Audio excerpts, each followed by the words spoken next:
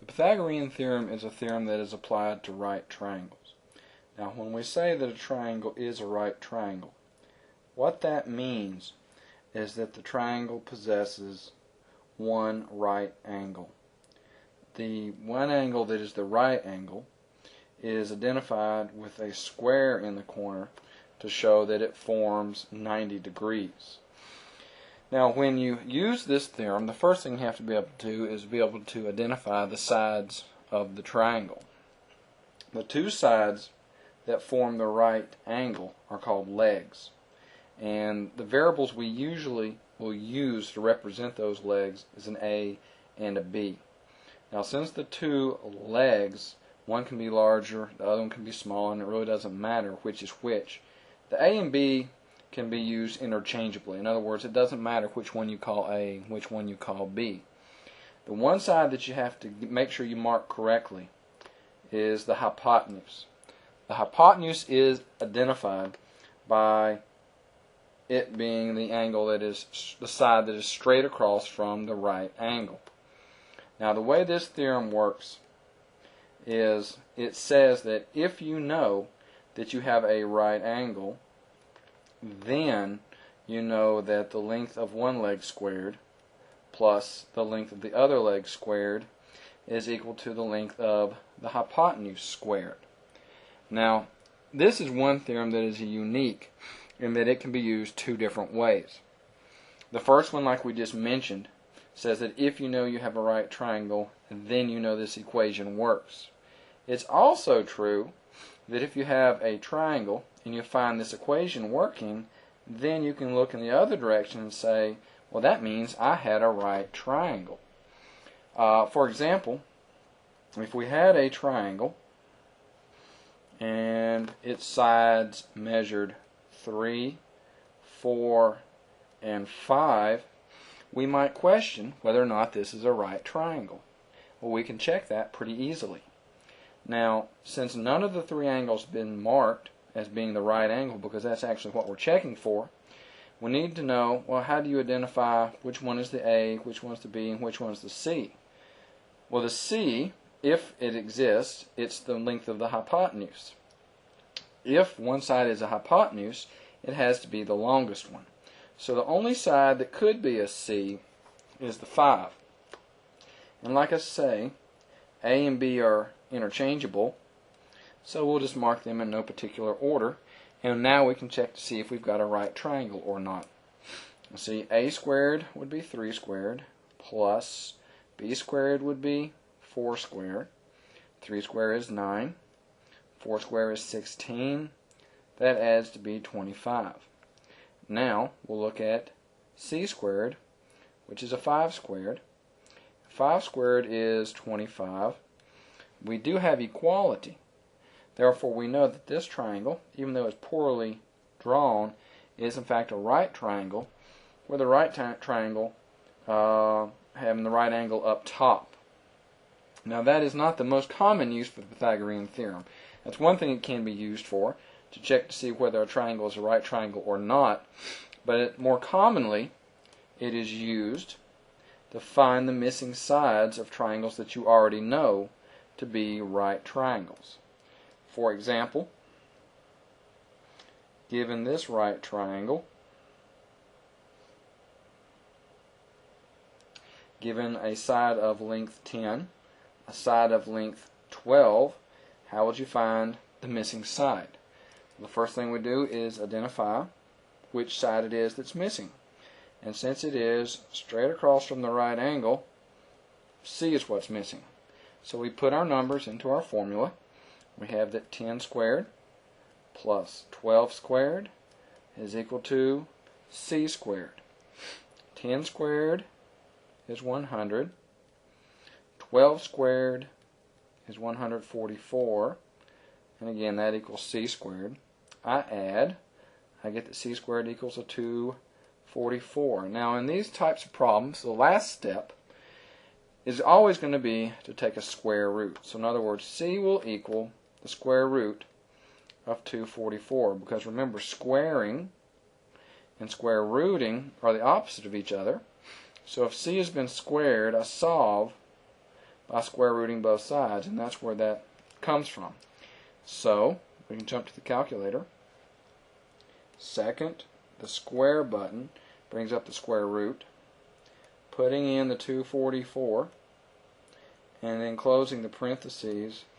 When we enter, we get a 15.62. So the length of the missing side is 15.62. Now there's actually one other way that this can be used. This example had us finding the hypotenuse. It's possible that in some situations the hypotenuse might already be given. Let's say we had an hypotenuse that measured 30 and another side that measured 21. Could we find the missing leg? We can. First of all, the only thing we have to label correctly is the hypotenuse. The other side could be labeled A or B, and since I picked A, B will be the one that's missing. So again, we have A squared plus B squared equaling C squared. And this time I might need the calculator's help to do a little bit of this squaring.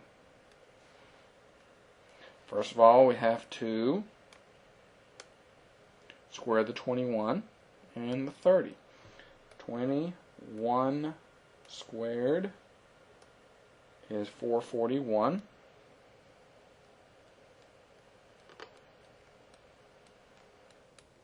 And 30 squared, I believe, is going to be, yes, 900. Now, to get the b squared by itself, I have to subtract off the 441. So I'll take 900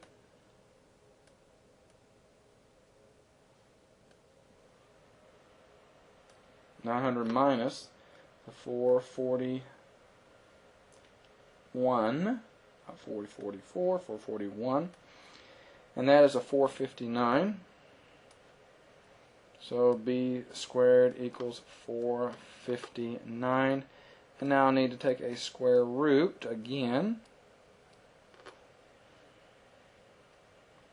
So the square root of that last answer is going to be a 21.42.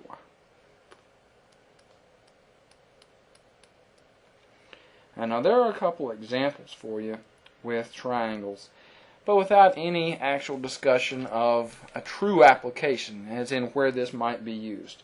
So let's look at some examples of that type. Let's say we have a building, and on the side of the building, a window. Now we want to be able to lean a ladder up against that window so we can clean the window. Now let's say the ladder is a 30-foot ladder, and you're going to place it 4 feet from the base of the building. And of course, a ladder and the building and the ground would form a right triangle. We would ask ourselves, how high of a window might you reach? Well, let's label a few things. The height that we're looking for we'll call A.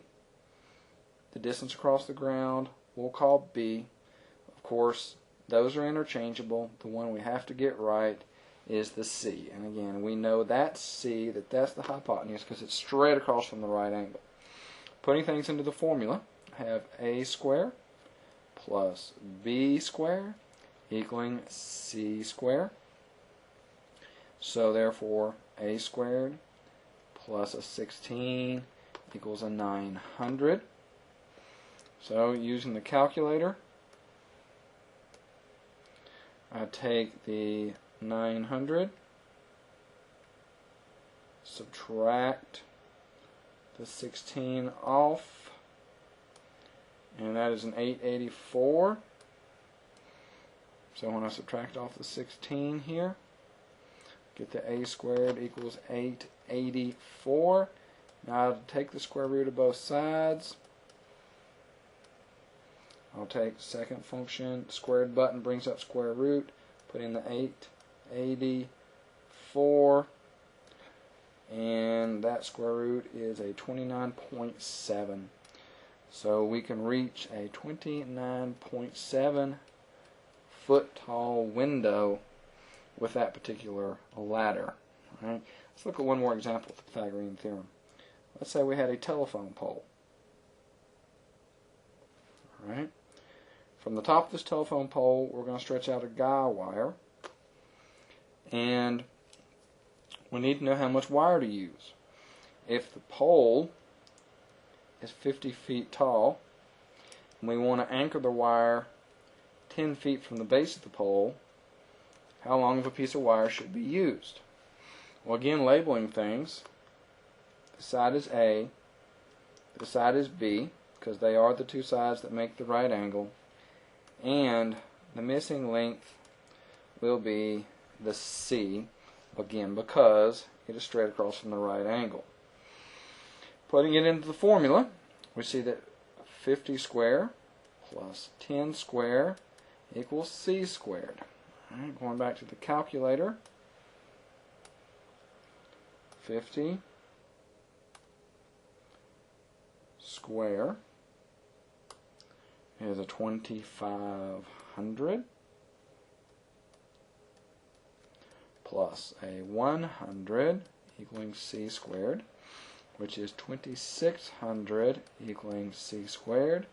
So C would be the square root of 2600.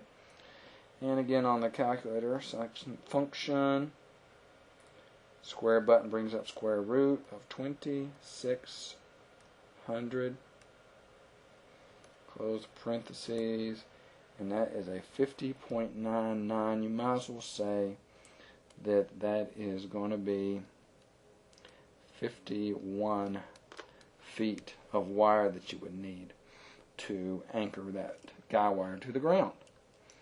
So there are a few examples of some pretty straightforward uses of the Pythagorean theorem.